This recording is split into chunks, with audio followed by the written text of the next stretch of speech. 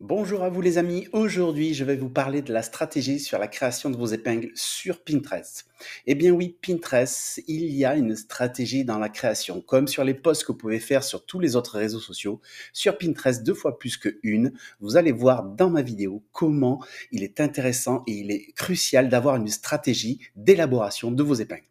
Alors, on va sans trop attendre voir un peu l'élément qui définit qu'est-ce qu'une épingle.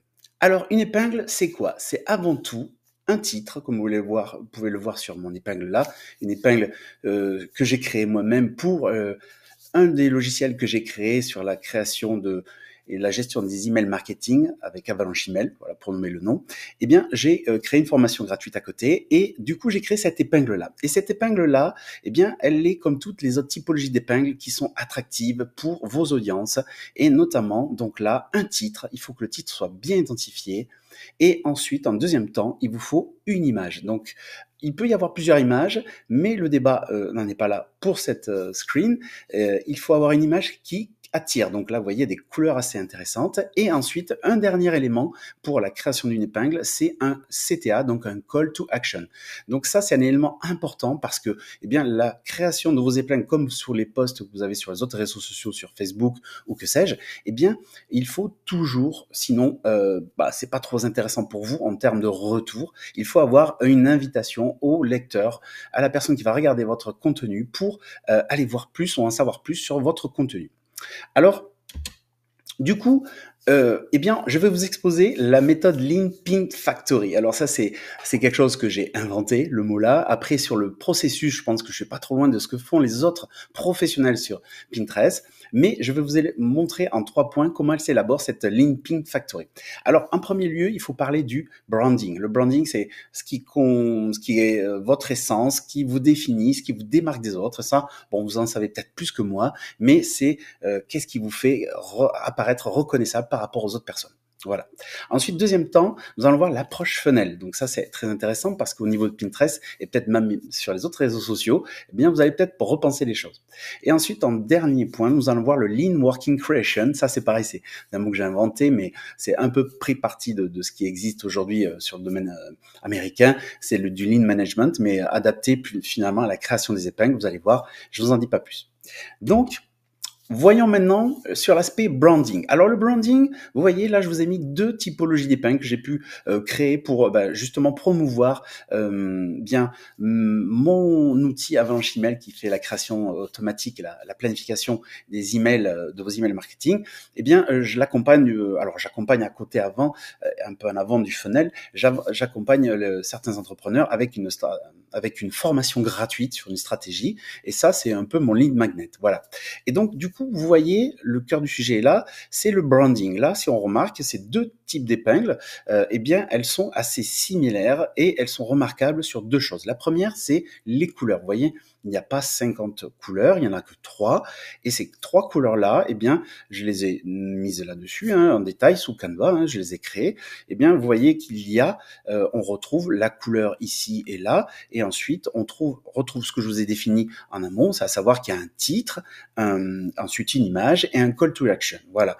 Et ensuite, le petit élément de branding, donc là, qui m'appartient, c'est le petit DX pour DarwinRx, puisque c'est tous mes outils d'automatisation en email marketing et en tout outil sur la stratégie marketing. Eh bien, DarwinRx est là, présent sur mes épingles, et pour que les gens qui ont déjà vu mes épingles, eh bien, reconnaissent ma patte quand ils reverront mes épingles. Et alors, bien sûr, le branding, eh bien, ici, vous voyez, c'est se créer une palette de couleurs. Alors, j'en mets 3 au max. Après, on peut aller à 4. La règle, c'est plutôt 3. Pourquoi? Parce qu'après, sinon, ça fait carnaval et ça ressemble plus à grand-chose. Alors, on peut aller à 3, 4 grand maxi, mais pas plus, pour pas trop perdre bien l'audience par rapport à l'impact que votre visuel peut créer en termes d'émotion ou de retenue. Voilà. Donc, du coup, mon conseil par rapport au branding, c'est ça, c'est de définir sous Canva, si vous allez créer vos épingles sous Canva, eh bien, de définir une typologie de palette qui vous correspond dans votre domaine et ensuite d'apporter un petit logo, une petite phrase clé, votre nom, prénom, peu importe, mais quelque chose qui est reconnaissable, qui vous permet de vous identifier. Voilà sommairement, je dis sommairement parce qu'on pourrait en parler pendant des heures sur le branding, mais sous Pinterest, ça se limite un peu à ça et on peut l'explorer un peu plus, mais ça sera l'objet d'une autre vidéo. Alors, Du coup, l'approche funnel, maintenant, la deuxième étape, c'est quoi? L'approche funnel sous Pinterest, et elle est aussi présente sur les autres réseaux sociaux, mais sous Pinterest, il faut comprendre, et là j'ai pris l'exemple de Decathlon, qui, si vous connaissez la notion de funnel, c'est en fait comment on guide des personnes qui n'ont pas vraiment de, je dirais, d'approche, ou qui ne connaissent pas forcément votre marque, mais qui ont un intérêt pour un domaine, eh bien, vous allez les attirer à plusieurs niveaux. Et pour ça, il y a plusieurs touch points. Et ces touch points, c'est ces rendez-vous physiques ou virtuels, hein, suivant vos postes. Eh bien, ça va les ramener vers vous, vers votre site, et finalement vers l'achat ou la vente d'un de vos produits ou de vos services aussi. Donc, l'awareness, là, vous voyez, par exemple, dans le cadre de Decathlon et sous Pinterest, ce que je vous invite à faire, c'est bien effectivement, vous voyez là, il y a une épingle qui n'est pas du tout une épingle de vente. Vous voyez, c'est une épingle de où partir en vacances cet été. Vous voyez, c'est quelque chose qui est assez global. Et faut savoir que sous Pinterest, je me répète, mais je le redis encore une fois, les gens qui sont sous Pinterest sont pas comme sur les autres réseaux sociaux. Il est à part Pinterest parce que les gens qui sont là-dessus sont en recherche de solutions à des problématiques ou anticipation de choses à faire dans le futur, des projets. Et c'est le cas pour les vacances. Donc Decathlon a très bien compris la chose. Et pour le coup, eh bien, Decathlon a mis voilà cette épingle-là, mais il en fait d'autres sur plusieurs domaines pour attirer de manière générale les gens qui ont pas d'idées spécialement, ils se disent tiens, où partir pendant ces vacances, tiens, voilà, c'est intéressant. Donc ça, c'est la partie awareness, découverte. Ensuite vient l'intérêt. Donc là, c'est des gens qui ont une audience qui ont déjà peut-être interagi avec cette première épingle. Et bien celle-là, on va leur proposer soit de manière organique, soit de manière payante, avec des publicités sous Pinterest, bien leur proposer quelque chose de plus précis, suivant leur région par exemple, ou peut-être une région opposée. Tiens, découvrions le sillon de Talbert en rando, voilà, avec les marais. Ça peut être une idée, vous voyez. Donc ça, c'est la même chose. On attire un peu plus la personne qui est rentrée dans le funnel, on l'attire un peu plus vers quelque chose de précis. Donc là, on est dans l'intérêt. Donc cette personne-là, elle va avoir plusieurs typologies d'épingles sur, là on voyait premier où partir en vacances cet été, il y avait le vélo, donc j'aurais pu en choisir une autre que Decathlon a fait, où elle propose des balades en vélo dans un endroit bien précis, donc ça peut être le cas. Et le dernier point, là où l'épingle est plus précise, et encore que, là on voit que c'est cet été louer votre tente, là c'est pour la location de tente Quetcha, hein, puisque c'est ça la marque Decathlon, et bien là, c'est pareil, c'est tourné, c'est quelque chose de plus précis, c'est vous voulez partir en vacances, vous avez une idée de partir en vélo, ou sillonner les routes, les randos, là où il y a des marais, et bien là, l'idée c'est peut-être, hop, vous savez pas où dormir, nous on a des tentes, on peut les louer. Voilà, c'est ça le truc. Et vous, dans votre approche, et bien là, c'est la même. Vous voyez, on est en bas de fenêtre et après l'action, c'est l'utilisateur, hein, le lead, le prospect, qui aura vu plusieurs fois vos épingles à différents niveaux, mais sur le même domaine, va peut-être se laisser tenter pour une location ou un achat de tente parce qu'il a un projet de partir. Et donc là, dans vos épingles, c'est le même principe. Il faut l'imaginer comme ça. Si vous êtes dans le domaine du bien-être, et bien peut-être il faut faire des épingles un peu génériques au départ. Vous souffrez de problèmes de sommeil, ou en sortir avec le problème de soleil, ou vous aussi, vous avez parfois la lune joue sur votre humeur ou joue sur votre sommeil. Vous voyez, des choses un peu génériques. Et après, des épingles qui sont un peu plus précises. Ah, peut-être que vous ressentez ça et que voilà, toujours des questions un peu ouvertes. Et au fine, faire des épingles qui sont vraiment bien. Moi, j'aide les personnes qui ont des problèmes de sommeil.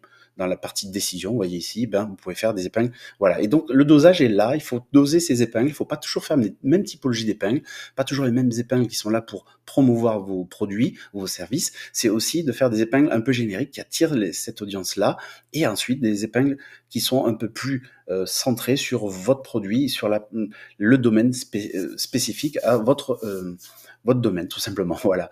Donc ça, c'est la petite approche, c'est l'approche funnel sous Pinterest qu'il faut penser, imaginer en amont avant de créer les épingles. Alors maintenant, justement, parlons de la création des épingles. Donc c'est le Lean Ping Factory, je l'ai appelé comme ça.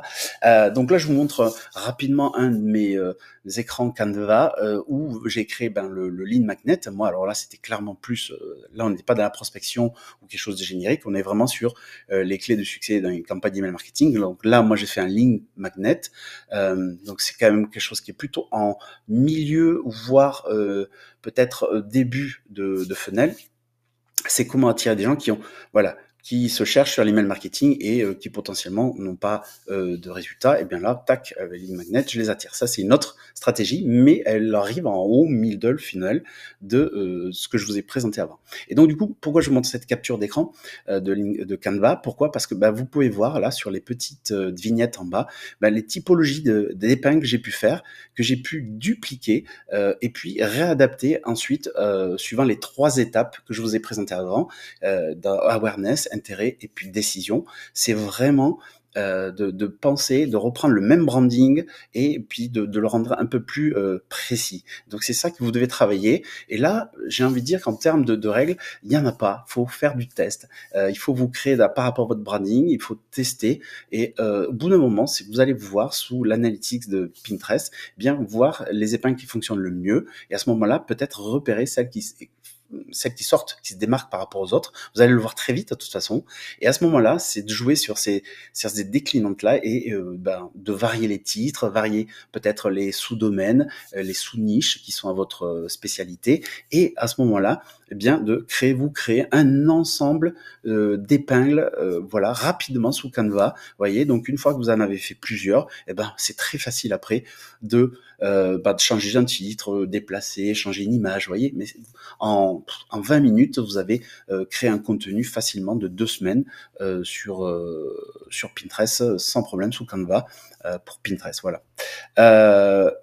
Voilà, je crois que j'en ai terminé. C'était pour une petite présentation, voilà, sur la stratégie de vos créations d'épingles sur Pinterest. J'espère que ça vous aura aidé. N'hésitez pas à vous abonner si vous n'êtes pas déjà abonné à mon compte.